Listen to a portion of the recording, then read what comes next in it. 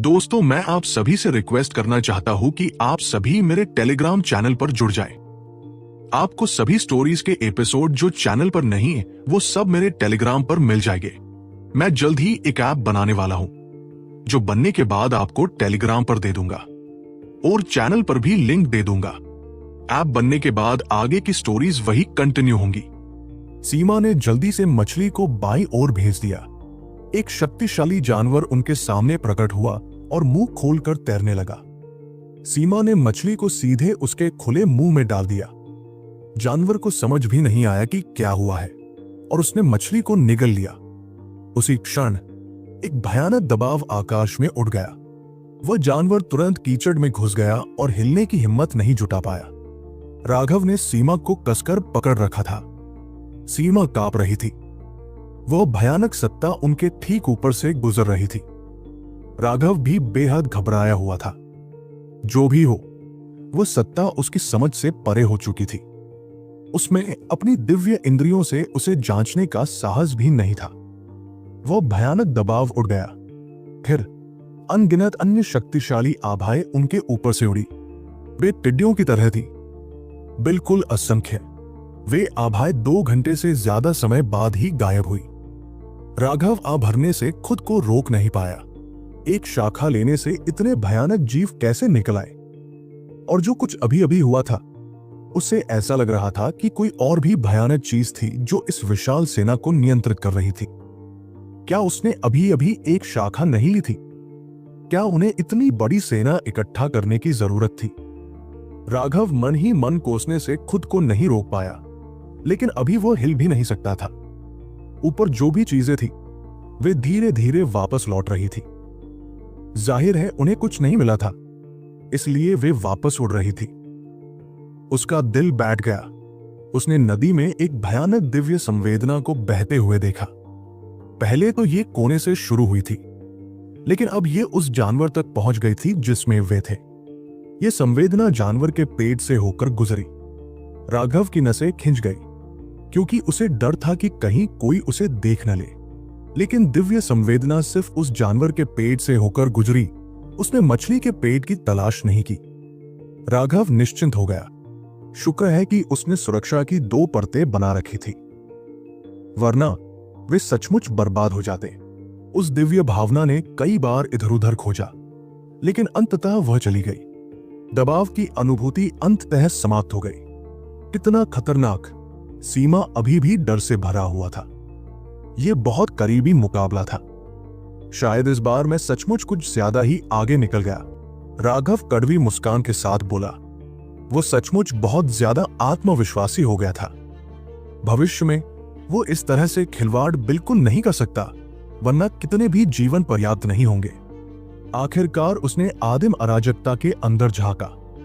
पेड़ की टहनी अभी भी वही थी। उसने उसे मिट्टी में गाड़ा और देखा कि टहनी में जड़ें उगने लगी हैं।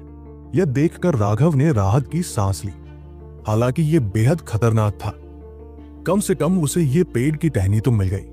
अगर यह कारगर न होता तो शायद उसे खून की खांसी आ जाती। जिस पेड़ से यह शाखा आई थी वह दूसरे पेड़ों से बिल्कुल अलग था। पहले जो पेड़ उन पर हमला करने आए थे वे सभी बहुत बड़े थे। बाकी पेड़ जिनके बीज उसने पहले इकट्ठा किए थे हिले नहीं थे। दूसरे शब्दों में ये विशेष रूप से विशाल पेड़ थे जो साधारण नहीं थे। वे पूरे एक दिन तक उस जानवर के पेट में रहे जब तक कि खतरे का एहसास पूरी तरह से खत्म नहीं हो गया। लेकिन वे ज्यादा कुछ नहीं कह सकते थे, क्योंकि उस जानवर के पेट के रस ने मछली को इतना गला दिया था कि वो पिघलने ही वाली थी। मैं इस जादुई जानवर को मार डालूंगा और फिर हम ये जगह छोड़ देंगे। राघव ने एक बिजली का भाला बुलाया। नदी की तलहटी से एक धमाके की आवाज आई। कीचड़ भरी नदी में खून की बौछारें हुई और फिर तेजी से फैल गई। 7वें दर्जे के जादुई जानवर को उसके शरीर के अंदर से मारना बेहद आसान था। यह इसलिए भी जरूरी था क्योंकि ज्यादातर जलीय जादुई जानवर थंडर फोर्स के सामने कमजोर थे। इसलिए राघव ने उसे आसानी से मार डाला। हालांकि यह आश्चर्यजनक था कि सीमा भी उसे पहचान नहीं पाया। वो 4 अंगों वाली कैटफिश जैसी ही थी। लेकिन जानवरों को पालने वाले आमतौर पर मछलियों को अपने घर में नहीं रखते थे। उन्हें भोजन के रूप में इस्तेमाल करने के अलावा वे किस काम के थे? उसे मारने के बाद राघव और सीमा तुरंत पानी से बाहर नहीं निकले। उन्होंने स्थिति का पता लगाने के लिए चुपके से अपनी आध्यात्मिक शक्ति का इस्तेमाल किया। यह देखकर कि कुछ भी अजीब नहीं है, वे रेंगते हुए किनारे पर पहुंच गए। सच तो यह है कि चूंकि राघव के पास 9 सितारा हेगेमोन बॉडी आर्ट का अंतर्ज्ञान था, इसलिए उसे ऐसा करने की जरूरत नहीं थी। लेकिन वो अभी भी डरा हुआ था।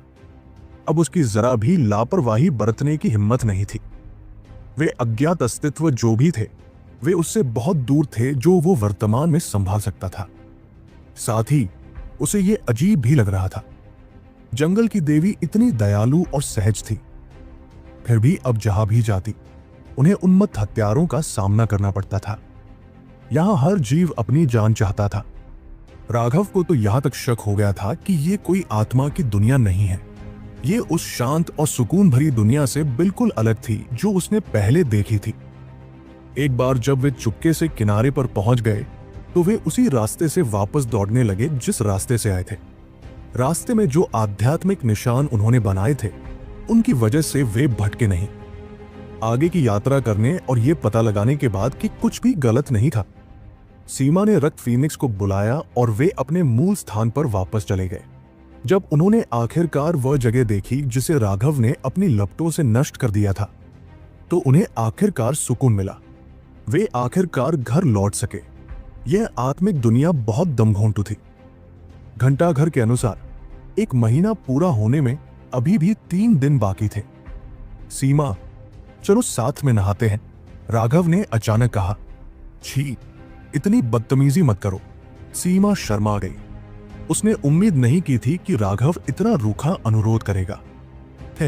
मेरी होने वाली पत्नी होने के नाते इसमें शर्मिंदा होने जैसी कोई बात नहीं है। इसके अलावा हमें अपने शरीर को पूरी तरह से साफ करना होगा। साथ ही हमें अपने कपड़े भी नष्ट करने होंगे, राघव ने कहा। क्यों? क्योंकि ये जगह आत्माओं की दुनिया है। यहाँ की प्रजातियां हमारी दुनिया से बिल्कुल अलग हैं। हमारे शरीर पर निश्चित रूप से तरह तरह के परागकण और यहाँ तक कि अदृश्य लार्वा भी चिपके हुए हैं। अगर हम ऐसे ही वापस लौट आए तो ये प्रजातियां हमारी पूरी दुनिया को तबाह कर देंगी, राघव ने कहा। क्या ये इतना भयानक नहीं हो सकता? सीमा ने कहा। सीमा, तुम एक जानवर प्रशिक्षक हो। तुमने सिर्फ जादुई जानवरों का अध्ययन किया है, वनस्पतियों का नहीं। मैं तुम्हें डराने की कोशिश नहीं कर रहा हूं। अगर यहां की वनस्पति को हमारी दुनिया में वापस लाया जाए, तो अगर वो उस मिट्टी में जीवित रह भी जाए तो भी तेजी से बढ़ना शुरू हो जाएगा, क्योंकि उसका कोई प्राकृतिक शिकारी नहीं है। इससे हमारी दुनिया का पूरा पारिस्थितिकी तंत्र तबाह हो सकता है। क्या आपने जंगली उजाड़ भूमि के बारे में नहीं सुना? यह कुछ ऐसा था जिसे प्राचीन काल में विशेषज्ञों ने एक छोटी सी दुनिया में सील कर दिया था। वहां का पारिस्थितिकी तंत्र विदेशी प्रजातियों से इतना क्षतिग्रस्त हो गया था कि वे सर्वशक्तिमान विशेषज्ञ उस भूमि को सील करने के अलावा कुछ भी करने में असमर्थ थे। हर दुनिया के अपने अस्तित्व के नियम होते हैं, लेकिन अलग अलग दुनिया के जीव उन नियमों के दायरे में नहीं आते। ये ऐसा है जैसे किसी हत्यारे को अचानक शांति प्रिय लोगों के बीच फेंक दिया गया हो, जो लड़ना नहीं जानते। परिणाम स्पष्ट है, तो हमें अपने शरीर को पूरी तरह से शुद्ध करना होगा। मैं हमारे लिए जगह बनाने के लिए एक ज्वाला अवरोध बनाऊंगा। राघव शरारत से मुस्कुराया। उसने नहाने के लिए एक बड़ा लकड़ी का पीपा निकाला। उसमें पहले से ही पानी भरा हुआ था। राघव ने अपने कपड़े उतारने शुरू कर दिए। सीमा जल्दी से मुंह मोड़ लिया। हालांकि उसका दिल पूरी तरह से राघव के प्रति समर्पित हो चुका था, फिर भी उसका चेहरा सेब की तरह लाल था। अचानक वह चौंक कर चीख पड़ी जैसे ही राघव ने उसकी कमर पकड़ी। वे नहाने के टब में कूद पड़े और राघव ने सीमा के कपड़े उतारने शुरू कर दिए। मत करो। सीमा ने एक तेज चीख मारी और अपने कपड़ों को कसकर पकड़ लिया। राघव घबराई हुई सीमा को देखकर शरारती अंदाज में मुस्कुराया। सीमा हमेशा से ही एक गर्मजोशी और शांत स्वभाव की लड़की थी। अब उसमें एक अलग ही खूबसूरती झलक रही थी। मैं खुद कर लूंगी। सीमा शर्म से लाल हो गई। राघव की तरफ देखने की हिम्मत नहीं जुटा पाई क्योंकि वो धीरे धीरे अपने कपड़े उतार रही थी। मैं तुम्हारी मदद करूं तो कैसा रहेगा? चिंता मत करो, मैं तुम्हें मजबूर नहीं करूंगा। तुम मेरी औरत हो और इस दुनिया में कोई भी तुम्हें वो काम नहीं करवा सकता जो तुम नहीं करना चाहती। इसमें मैं भी शामिल हूं, राघव ने धीरे से कहा। राघव जानती थी कि सीमा शर्मीली है, लेकिन एक और कारण यह था कि उसे डर था कि राघव उसका फायदा उठाएगा। फिर वह अपने वादे तोड़ने वाली बन जाएगी और वह स्वाभाविक रूप से ऐसा कुछ नहीं चाहेगी। राघव, सीमा थोड़ा कांप उठी। उसने उसे गर्म और कोमल आंखों से देखा। उसके दिल में एक गर्माहट भर गई और उसने अपनी बाहें राघव के गले में डाल दी और उसे चूम लिया। राघव के मन में इस समय जरा भी बुरा ख्याल नहीं था। सीमा एक ऐसी परी थी जिसकी निंदा नहीं की जा सकती थी। वो एक बेदाग जेड जैसी थी, इतनी खूबसूरत कि कोई उसे छू भी नहीं सकता था। वो उसके होठों के एहसास में, उनके बीच के उस जुड़ाव में खो गया। न जाने कितनी देर बाद सीमा अचानक एक चौंकी हुई चीख के साथ उनके आलिंगन से छूट गई। उसका चेहरा पहले से भी ज्यादा लाल हो गया था। खांसी, माफ करना, वो तो बस उत्तेजना थी। लेकिन अगर मैं इतनी खूबसूरत औरत को अपनी बाहों में लेकर उत्तेजित न होता तो मैं निश्चित रूप से मर्द नहीं होता। राघव हंसा। वो अजीब तरह से हिल गया क्योंकि किसी की तरफ इशारा करना असभ्यता थी। सीमा, मैं तुम्हें एक कहानी सुनाता हूं। राघव ने असहजता दूर करने के लिए कहानी सुनानी शुरू की। जहां तक सीमा की बात है, वो उस अनोखी अनुभूति से उबर नहीं पाई थी और अभी भी उसकी ओर देख नहीं पा रही थी। एक आदमी बाथटब में नहा रहा था। कुछ भी अजीब नहीं हुआ, लेकिन अचानक पानी का स्तर तेजी से बढ़ने लगा। जानते हो क्यों? राघव ने पूछा। क्यों? ऐसा इसलिए हुआ क्योंकि उसने अचानक अपनी प्रिय महिला को देख लिया था। राघव अचानक शरारत से हंसने लगा। पहले तो सीमा को कुछ समझ नहीं आया, लेकिन राघव की शरारती हंसी और अभी अभी जो हुआ था, उसे देखते हुए उसने तुरंत डांटा, तुम बदमाश हो। उसने पानी जोर से पटका और पानी का एक खंभा राघव की ओर उछला। राघव हंस रहा था और परिणाम स्वरूप पानी उसकी नाक और मुंह में चला गया, जिससे वो बहुत दुखी दिखाई देने लगा। जबकि सीमा हंस रही थी। आओ, मैं अपनी पत्नी को साफ कर दूं। यह देखकर कि सीमा अब इतनी घबराई हुई नहीं थी, राघव ने उसका हाथ पकड़ लिया। अब सीमा ने उसे मना नहीं किया। उसने उसे अपने बाकी कपड़े उतारने दिए, जिससे उसका शरीर पूरी तरह से उसके सामने आ गया। राघव के हाथों ने जैसे ही सीमा की त्वचा को छुआ, उसका शरीर अनायास ही कांप उठा। उसकी आंखें आधी बंद थी और उसकी नाक पर हल्का सा पसीना जमा होने लगा था। उसकी नजर धुंधली, शर्मीली और बेहद भावुक थी। जब आखिरी टुकड़ा निकाला गया तो राघव प्रशंसा से भर गया। स्वर्ग में सचमुच इतनी खूबसूरत औरत बनाने की अलौकिक क्षमता थी। सीमा, तुम सचमुच बहुत सुंदर हो, राघव ने प्रशंसा की। उसकी तारीफ सुनकर उसकी सोच थोड़ी साफ हो गई। जो कुछ हुआ था उसे भुलाते हुए उसने राघव के गाल को सहलाया और पूछा, राघव, जब हम पहली बार फीनिक्स क्राइम में मिले थे तो क्या तुमने जानबूझकर नाटक किया था क्योंकि तुम मुझे पाना चाहते थे? राघव ने सिर हिलाया। हाँ, मैंने जानबूझकर ऐसा किया। मैंने जानबूझकर तुम्हें दोषी महसूस कराया और अपने ऊपर दया दिखाई। मैंने तुम्हारी दयालुता का इस्तेमाल तुम्हें लुभाने के लिए किया। उसने जरा भी संकोच नहीं किया और न ही सच छिपाने की कोशिश की। सीमा के चेहरे को सहलाते हुए उसने उसकी आंखों में देखा और कहा, क्योंकि मैं जानता हूं कि इस दुनिया में मुझसे ज्यादा तुम्हें कोई और प्यार नहीं कर सकता। कोई और तुम्हारी रक्षा के लिए अपना दिल और आत्मा समर्पित नहीं कर सकता जैसे मैं करता हूं। अनगिनत लड़ाइयों में जब भी मुझे मौत का सामना करना पड़ा, मैंने हमेशा खुद से कहा कि मैं मर नहीं सकता, क्योंकि अगर मैं मर गया तो इस दुनिया में कोई और तुम्हें मेरे जैसा प्यार नहीं कर पाएगा। राघव, सीमा ने अपनी बाहें राघव के चारों ओर लपेट ली और उसे कसकर गले लगा लिया। राघव ने गहरी सांस ली और अपने गर्म खून को दबाने की पूरी कोशिश की। उसे लगा जैसे उसकी नाक से कुछ गर्म बह रहा है और फटने वाला है। उसने जल्दी से उसे दबा दिया। अब उसे इस बात का थोड़ा पछतावा हुआ। उसे सीमा के साथ नहाने का फैसला नहीं करना चाहिए था, क्योंकि वो वाकई बहुत आकर्षक थी। साथ ही उसने अपने आत्म संयम को भी जरूरत से ज्यादा आंका था। क्या वो मूर्ख नहीं था? उसने खुद को इतना कष्ट क्यों दिया था? पहले तो वह सीमा को खुद को साफ करने में मदद करने की योजना बना रहा था। अब उसे पता चला कि उसकी सारी ऊर्जा अपनी इच्छाओं को दबाने में ही लगनी चाहिए। सीमा को ही उसे अपना शरीर साफ करने में मदद करनी थी। एक कठिन परीक्षा के बाद आखिरकार उन्होंने स्नान पूरा कर लिया। राघव ने पृथ्वी की ज्वाला को प्रसारित किया और एक अवरोध बनाने से पहले अपने आसपास के स्थान को छान मारा। इस स्थान में इस दुनिया की कोई भी चीज उनसे चिपकी नहीं रह सकती थी। उन्होंने अपने शरीर की भी गहन जांच की, अपनी आध्यात्मिक शक्ति से जांच करने और ये पुष्टि करने के बाद कि कुछ भी संदिग्ध नहीं है, उन्होंने अपने स्थानीय छल्लों से नए कपड़े निकाले। नए कपड़े पहनने के बाद वे एक दूसरे को उत्सुकता से देखने लगे। आखिरकार वे यहाँ के दबे कुचलेपन से आजाद होने वाले थे। वे एक दूसरे को देखकर मुस्कुराए। हालांकि वे अपने रिश्ते में एक कदम और आगे नहीं बढ़ पाए, लेकिन साथ नहाने से उनके दिल और भी करीब आ गए थे। चलो ठीक है, जाओ। सीमा ने राघव को कसकर पकड़ लिया और राघव ने भी उसे अपनी बाहों में जकड़ लिया। अपने दाहिने हाथ से उसने विश्व भेदी जेड ताबीज को कुचल दिया। उनके सामने एक अंतरिक्ष द्वार प्रकट हुआ। राघव और सीमा कूद पड़े। जैसे ही वे मूल पर्वतीय घाटी में पहुंचे, उनकी दृष्टि बदल गई।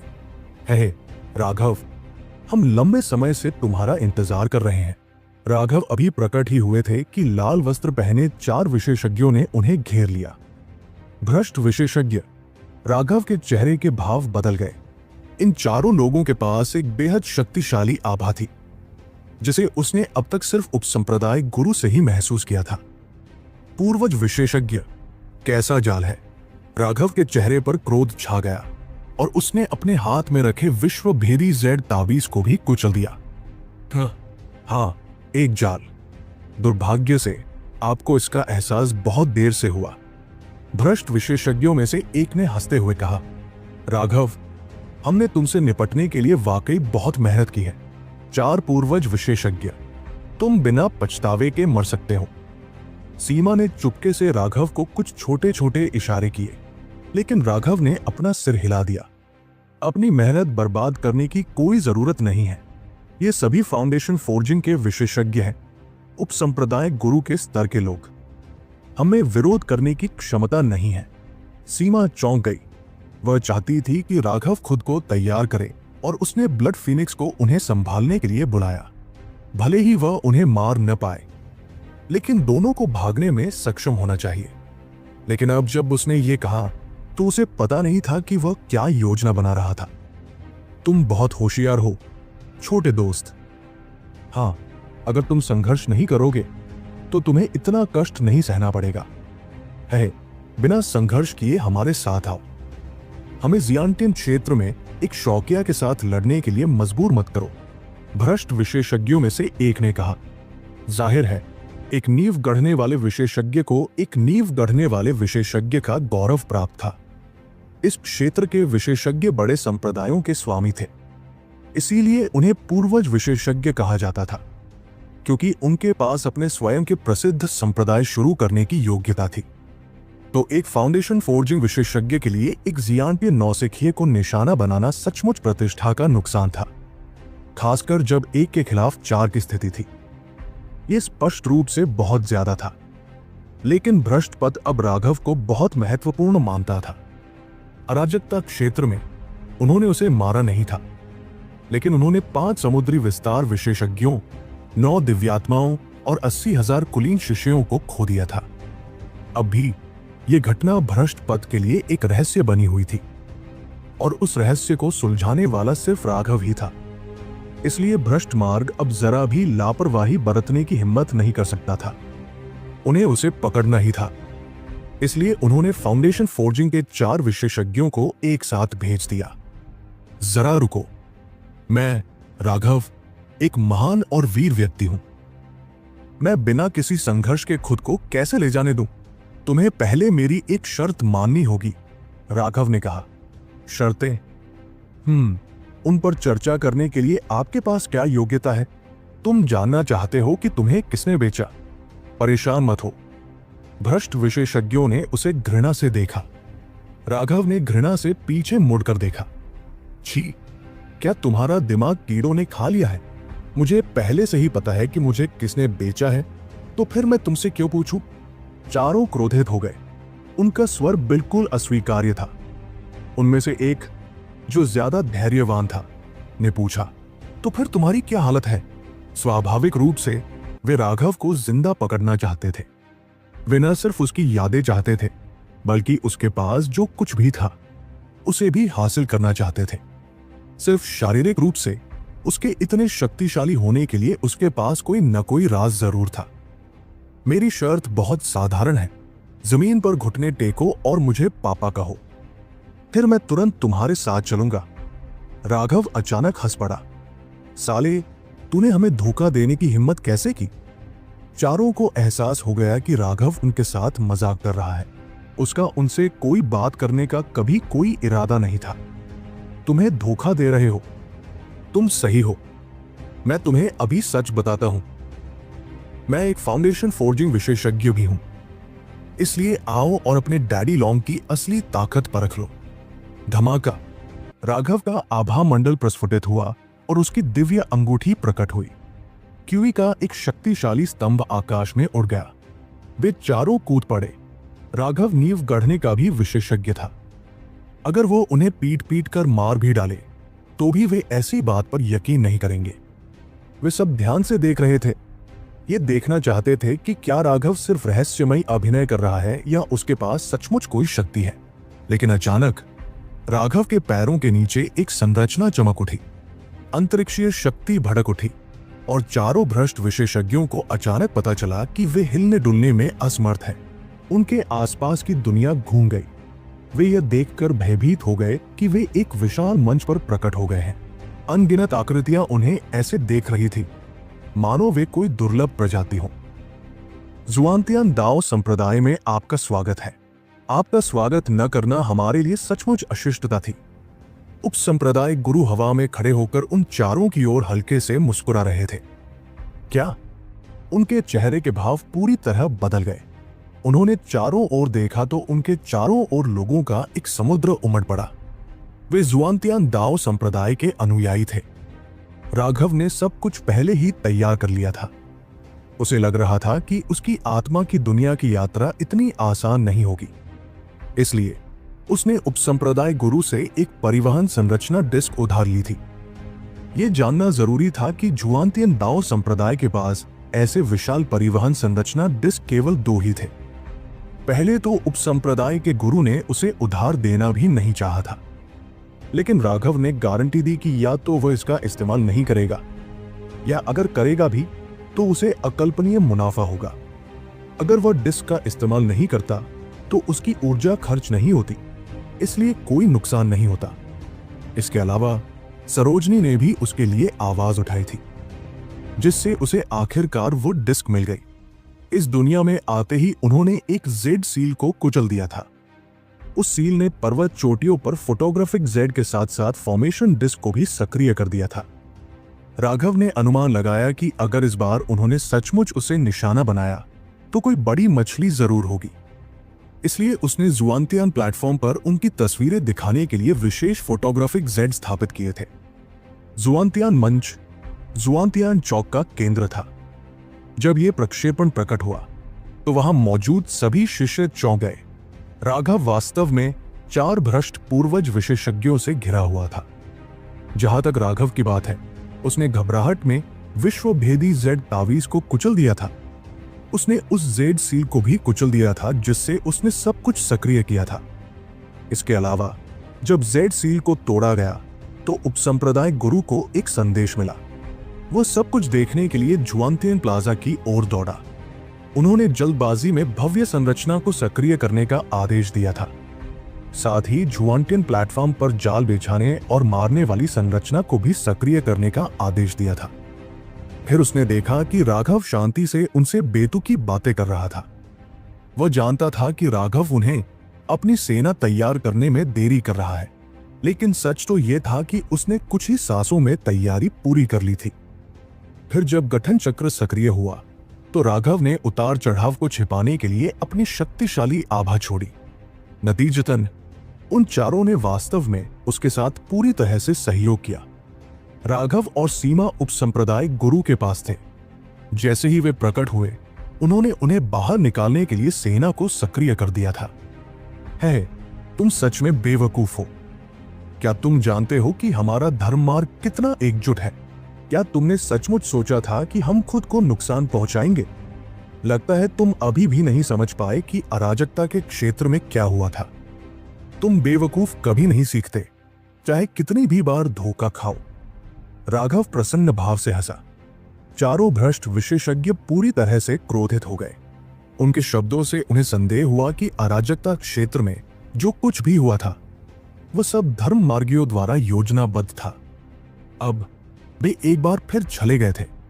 तुम कमीने अशरफ, भूत बनकर भी हम तुम्हें नहीं छोड़ेंगे। भ्रष्ट विशेषज्ञों में से एक ने दहाड़ते हुए पागलपन से उस दल पर हमला करना शुरू कर दिया। अशरफ पीला पड़ गया और जमीन पर बैठ गया। जुआनतेन मंच केवल 1 मील चौड़ा था। इसका इस्तेमाल आमतौर पर उच्च पदस्थ लोग दांवों पर व्याख्यान देने के लिए करते थे। कई शिष्यों को यह पता नहीं था कि जुआनतेन मंच इतना शक्तिशाली था। पूरा जुआनतेन प्लेटफॉर्म रूनों से ढका हुआ था। उन्होंने एक शक्तिशाली रक्षात्मक घेरा बनाया जिसने उन चारों को फंसा लिया। चाहे उन्होंने कितनी भी कोशिश की, वे उसे तोड़ नहीं पाए। हत्या संरचना को सक्रिय करें, उपसंप्रदाय मास्टर ने आदेश दिया। अनगिनत उड़ती हुई तलवारें हवा में संघनित होकर उन चारों की ओर चली। उनमें से एक ने मुक्का मारा, जिससे 1 दर्जन उड़ते हुए शब्द नष्ट हो गए। इससे मठ के प्रमुख विशेषज्ञों के हाव भाव बदल गए। उन उड़ती तलवारों में से सिर्फ एक ही उन्हें मार सकती थी, लेकिन ये भ्रष्ट विशेषज्ञ एक ही मुक्के से उनमें से 1 दर्जन को नष्ट करने में सक्षम थे। कड़ी मेहनत करो, कड़ी मेहनत करो, तुम कर सकते हो। राघव ने उनका उत्साह वर्धन किया क्योंकि वे कठिन संघर्ष कर रहे थे। चारों गुस्से से आग बबूला हो रहे थे। उनमें से एक का ध्यान भटक गया और एक उड़ती हुई तलवार उसके कंधे में जा लगी। तलवार उसके कंधे में घुस गई और खून की फुहारें छोड़ने लगी। ओह, तुम्हें खून बह रहा है? क्या यह तुम्हारा पहला शानदार अनुभव है? राघव ने चौंक कर पूछा। राघव, सीमा आखिरकार इसे और बर्दाश्त नहीं कर सकी। वह राघव के मोटे चेहरे को बर्दाश्त नहीं कर सकी और उसने जल्दी से उसे दूर खींच लिया ताकि वह बकवास जारी न रख सके। क्या? अचानक भ्रष्ट विशेषज्ञों में से एक ने एक आत्मा बैनर निकाला, लेकिन उसने पाया कि वह इस खजाने की वस्तु को सक्रिय नहीं कर पा रहा था। यहां एक अदृश्य ऊर्जा ने उसका इससे संपर्क तोड़ दिया था। माफ कीजिए, यहाँ के नियम ये है कि कोई भी जुआनतियान प्लाजा पर जादुई स्तर से ऊपर के हथियारों का इस्तेमाल नहीं कर सकता, उपसंप्रदायिक गुरु ने कहा। उसका सामान्यतः कठोर चेहरा मुस्कान से खिल उठा। ये ज्ञात होना चाहिए कि 4 भ्रष्ट फाउंडेशन फोर्जिंग विशेषज्ञों को मारने के साथ साथ उनकी लाशों और आत्माओं को इकट्ठा करने के कार्य को प्रमुख संप्रदाय द्वारा बहुत पुरस्कृत किया जाएगा। जुआनतियान दाओ संप्रदाय को चलाने के अपने पूरे कार्यकाल में उन्होंने जितने भ्रष्ट फाउंडेशन फोर्जिंग विशेषज्ञों को हटाया था, उनकी संख्या दयनीय रूप से कम थी। अब एक साथ 4 आ गए थे। अगर उन्हें अपनी हैसियत की परवाह न होती तो उपसंप्रदाय गुरु शायद खुशी से नाच रहे होते। यह निश्चित रूप से पूर्वी बंजर भूमि के शाखा संप्रदाय की सबसे बड़ी युद्ध उपलब्धि थी। शिष्य स्तब्ध होकर देखते रहे कि वे चारों कितनी बुरी तरह संघर्ष कर रहे थे। अंततः 2 घंटे बाद वे दल द्वारा मारे गए। उनके मारे जाने के बाद उस संरचना पर रून प्रकाशित हो गए और उनकी आत्माओं और लाशों को इकट्ठा कर लिया गया। उनकी आत्माओं के माध्यम से उनके कुछ रहस्यों को जानना संभव होगा। उपसंप्रदाय के गुरु की मुस्कुराहट गायब हो गई जब उन्होंने ठंडेपन से अशरफ की ओर देखा। अशरफ, इस बार तुम मुझे एक संतोषजनक स्पष्टीकरण दो। उपसंप्रदाय गुरु, कृपया मेरी जान बख्श दो। अशरफ सीधे जमीन पर घुटनों के बल बैठ गया। उसे पता था कि उसके लिए बहस करके इससे बाहर निकलने का कोई रास्ता नहीं है। चारों भ्रष्ट विशेषज्ञों की आत्माएं उपसंप्रदाय के गुरु के हाथों में थी। वो बस यही उम्मीद कर सकता था कि उसे मारा न जाए। अशरफ, तुम इतनी मूर्खता क्यों कर रही हो? अराजकता क्षेत्र से मिले सबक ने भी तुम्हें कुछ नहीं सिखाया। तुम्हें अपने पापों की सजा स्वीकार करनी चाहिए, उपसंप्रदाय के गुरु ने ठंडे स्वर में कहा। हालांकि अराजकता क्षेत्र के मामले का नेतृत्व पिल टॉवर ने किया था, गुप्ता परिवार ने भी इसमें भाग लिया था। जब उपसंप्रदाय गुरु को अराजकता क्षेत्र में अशांति के बारे में पता चला तो अशरफ ने पहले ही पर्याप्त तैयारी कर ली थी और कोई सबूत नहीं छोड़ा था। अगर राघव की तस्वीरें सामने नहीं आती तो यह साबित करने का कोई तरीका नहीं होता कि गुप्ता परिवार इसमें शामिल था, क्योंकि गुप्ता परिवार को तब माधव और उसके बेटे की बलि देने के लिए मजबूर किया गया था। साथ ही मुआवजे के तौर पर एक बड़ी रकम भी चुकानी पड़ी थी। इसलिए उपसंप्रदाय गुरु ने सोचा था कि गुप्ता परिवार खुद को थोड़ा बचा लेगा। सबसे महत्वपूर्ण बात यह है कि उसने उन सभी को मुकदमों के दौरान कई बार चेतावनी भी दी थी कि वे लड़ सकते हैं, लेकिन उन्हें अपनी सीमाओं के भीतर रहना होगा। हालांकि अशरफ ने स्पष्ट रूप से उसकी बातों को गंभीरता से नहीं लिया था। उसने वास्तव में भ्रष्ट मार्ग के साथ सांठगांठ की थी। भले ही ये राघव को निशाना बनाने के लिए नहीं था, लेकिन भ्रष्ट मार्ग के साथ मिलीभगत का पाप ही उसके लिए 100 बार मरने के लिए पर्याप्त था। उपसंप्रदाय गुरु, कृपया मुझे छोड़ दीजिए। शिष्य तो बस हतप्रभ था। अशरफ ने आंसुओं से भरकर कहा। अब वह सचमुच डर गया था, क्योंकि वह मरना नहीं चाहता था। हमेशा से ही बुजुर्ग लोग ही जिंदगी की ज्यादा चाहत रखते थे। मूर्ख, तुमने जो किया वो कोई गलती नहीं, बल्कि एक पूर्णतः वर्जित अपराध है। यहां तक कि संप्रदाय का गुरु भी तुम्हारी रक्षा नहीं कर पाएगा। उपसंप्रदाय के गुरु ने सिर हिलाया। हालांकि वह एक गंभीर व्यक्ति थे, लेकिन वास्तव में वो बहुत कोमल हृदय के थे। यह ठीक इसलिए था क्योंकि चारों परिवार के मुखियाओं ने उनके स्वभाव को समझ लिया था। इसलिए उनका आंतरिक संघर्ष लगातार तीव्र होता गया। लेकिन आज उसके पास अशरफ को छोड़ने का कोई रास्ता नहीं था। ठीक है, चूंकि मामला ऐसा है तो मैं इसे आपके लिए मुश्किल नहीं बनाऊंगा। मैं ये बताना चाहता हूं कि ये इंदर ही था जिसने मुझे ऐसा करने के लिए उकसाया था।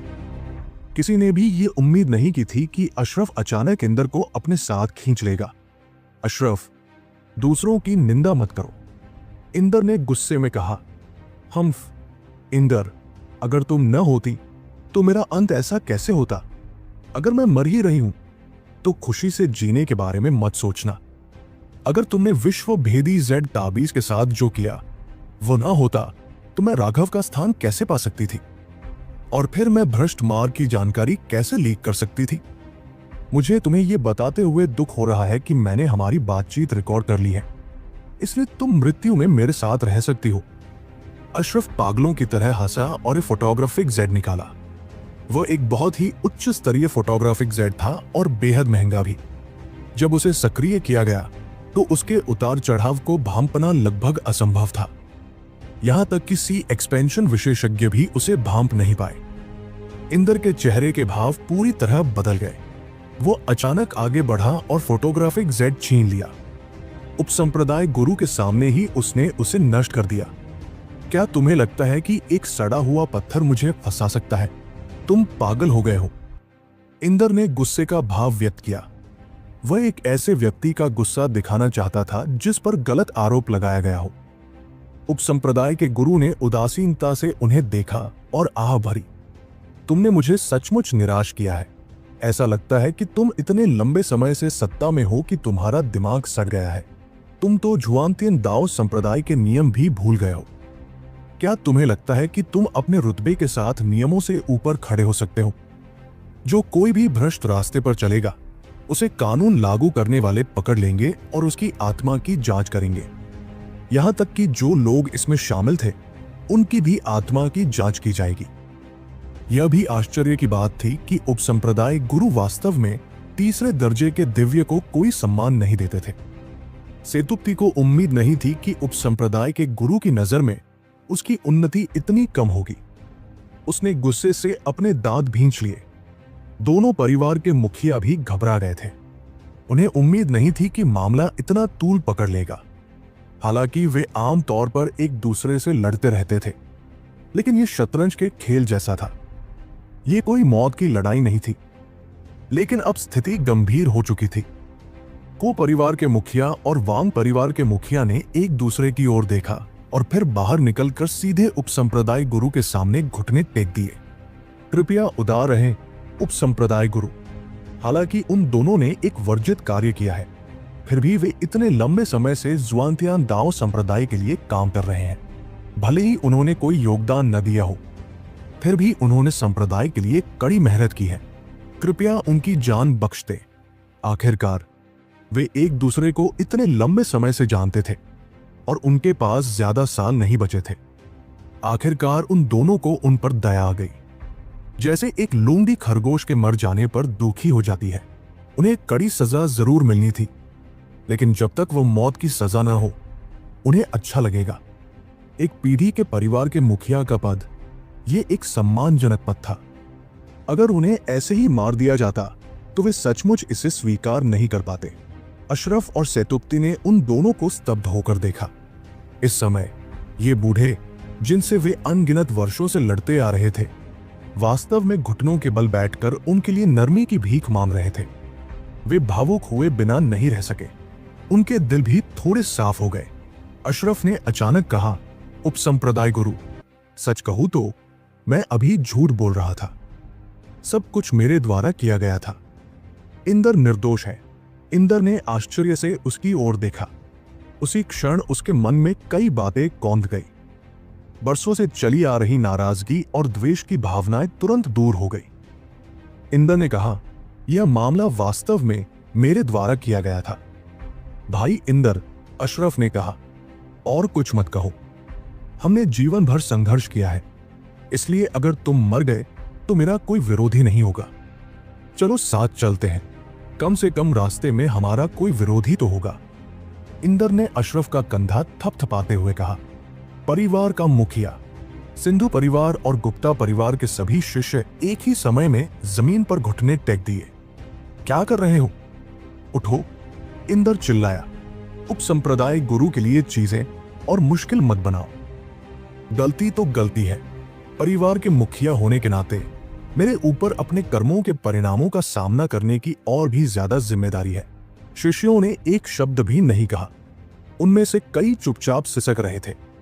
राघव ने कभी नहीं सोचा था कि चीजें इस तरह आगे बढ़ेंगी। मौत के साय ने उन्हें एक पल के लिए आत्मज्ञान दिया था। सालों की लड़ाई से उपजा उनका आक्रोश अब गायब हो गया था। उपसंप्रदाय गुरु, राघव ने अपना मुंह खोला। वैसे भी इस बार उसे कोई नुकसान नहीं हुआ था।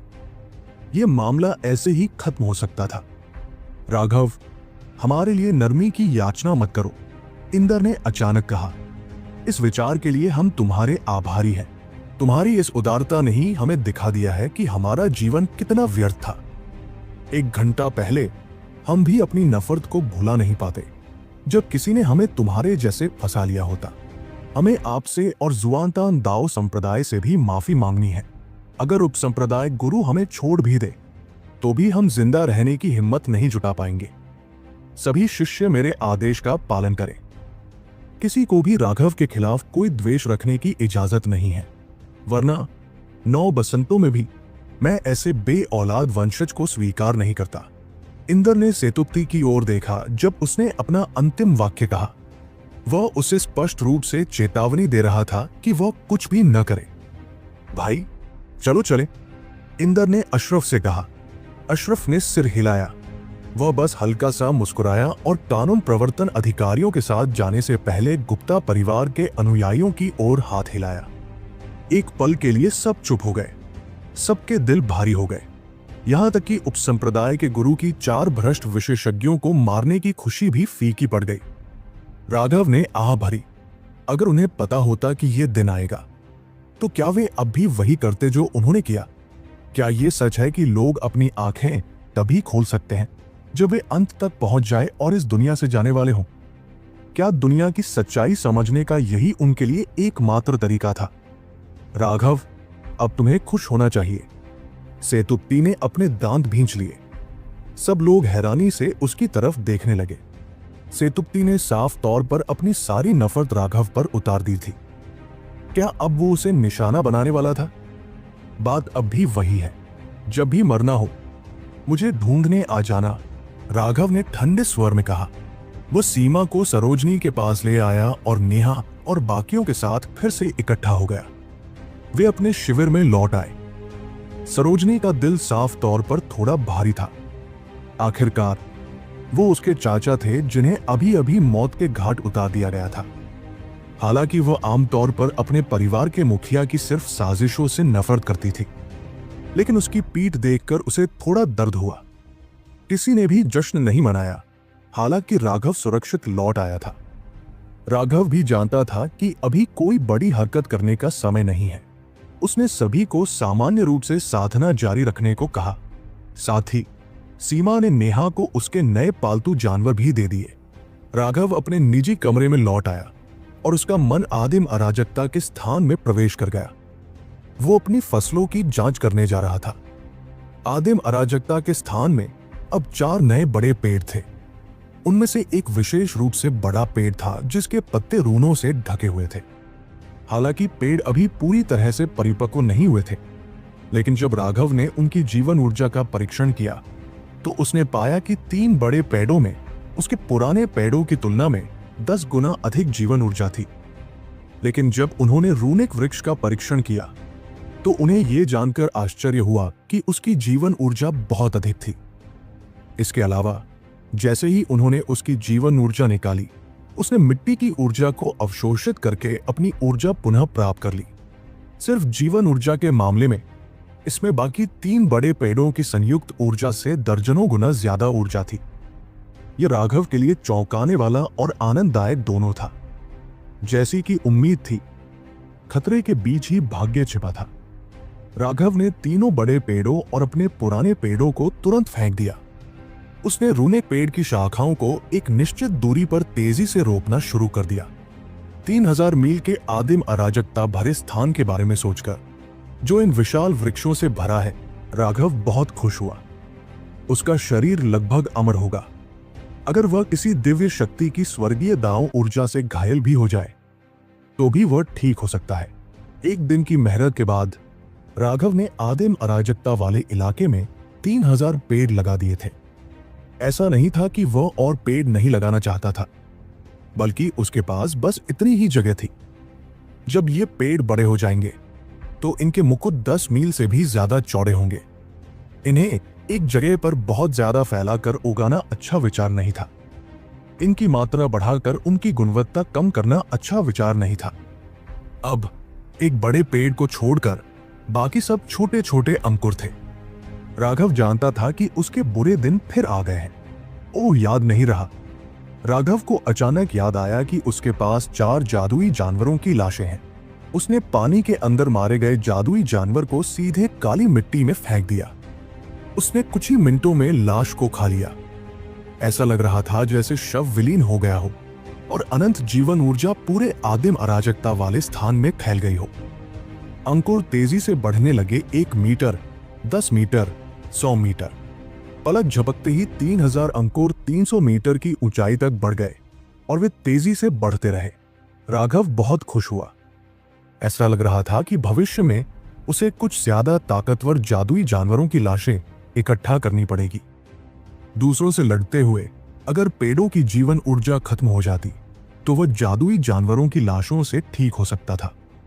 वे पेड़ इतने बड़े हो गए कि उनकी ऊंचाई 600 मीटर से ज्यादा और मोटाई 30 मीटर से ज्यादा हो गई।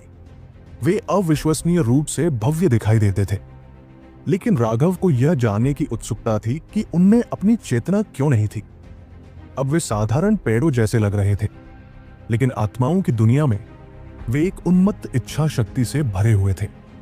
यह सचमुच अजीब है। इन पेड़ों में कुछ रहस्य जरूर थे जिनसे वह अनजान था, या फिर यह कि आदिम अराजकता वाले स्थान के दोहराए गए पेड़ मूल पेड़ों से अलग थे। एक पल की हिचकिचाहट के बाद राघव ने अजगर की लाश भी काली मिट्टी में फेंक दी।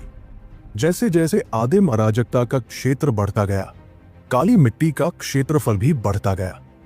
अब यह 30 मील चौड़ा हो गया था और इसमें एक विशाल जादुई जानवर भी समा सकता था।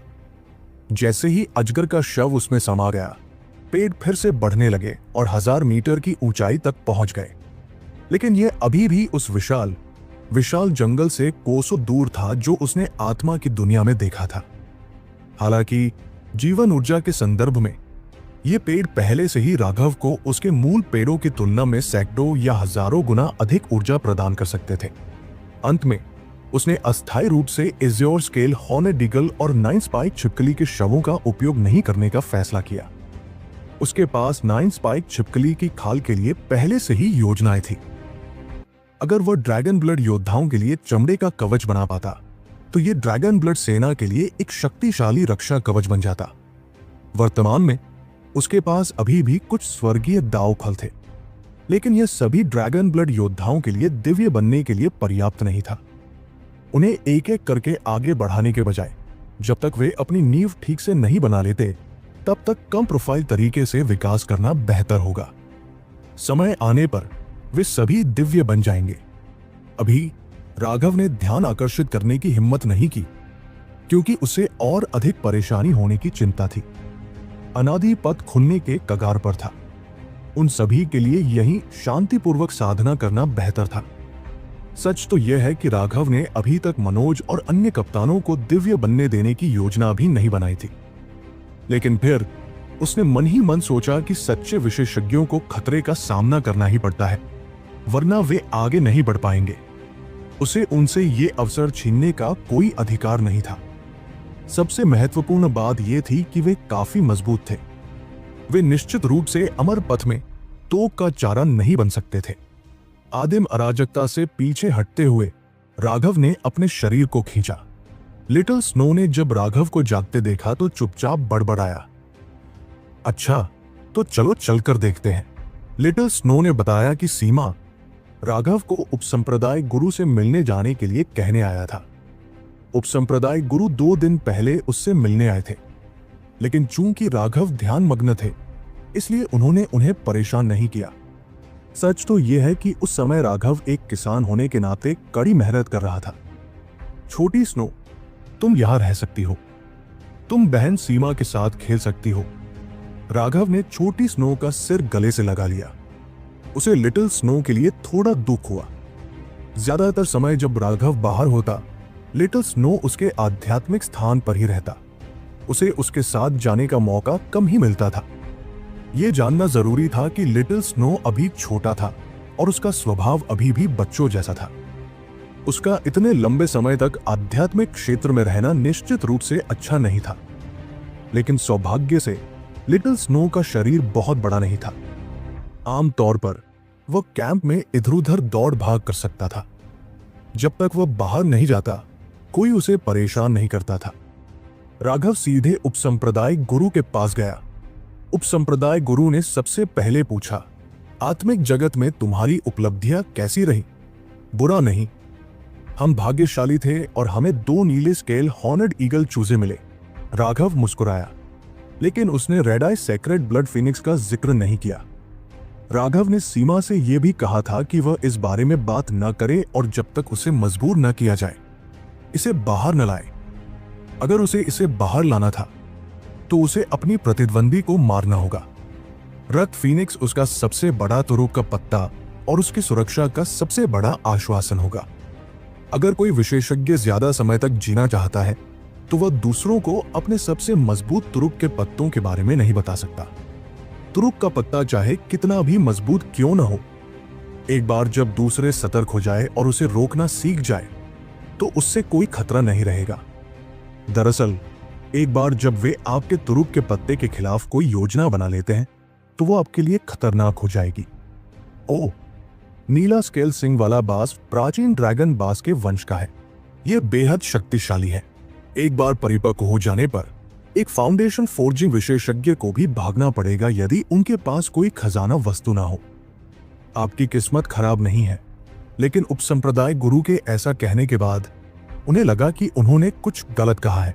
ऐसा इसलिए था क्योंकि उसने देखा कि राघव का चेहरा थोड़ा अजीब हो गया था। उसे तुरंत एहसास हुआ कि राघव की बदकिस्मती के चलते शायद उन्हें इतनी सफलता पाने के लिए कई उतार चढ़ावों का सामना करना पड़ा होगा।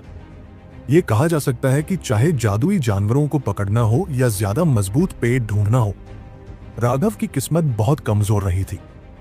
ये बात और भी सच थी जब वह अकल्पनीय रूप से भयानक अस्तित्व सिर्फ इसलिए सामने आ गया क्योंकि उसने रूने पेड़ की एक शाखा तोड़ ली थी। वो इस प्रशंसा को कैसे स्वीकार कर सकता था कि उसकी किस्मत खराब नहीं थी? राघव इस विषय पर आगे चर्चा नहीं करना चाहता था। गुप्ता परिवार और सिंधु परिवार के मुखियाओं के बारे में क्या? वे दोनों मर चुके हैं। सिर्फ उन्हें ही नहीं, उनके साथ मठ के 7 प्रमुखों को भी मार डाला गया। उपसंप्रदाय गुरु की आंखों में एक धुंधली सी चमक आ गई। काश वह थोड़ा और सख्त होता तो शायद ऐसा अंत न होता। एक व्यक्ति को यह जानना होगा कि श्रद्धा और कृतज्ञता कैसे महसूस की जाए, अन्यथा उसके पास अपनी भ्रष्टताओं को रोकने के लिए कोई सहारा नहीं होगा। अंततः वो अपनी इच्छाओं में ही खो जाएगा और एक चलती फिरती लाश बन जाएगा। हालांकि ये थोड़ा अफसोसजनक है, लेकिन कम से कम उन दोनों ने अंततः सब कुछ समझ लिया, राघव ने कहा।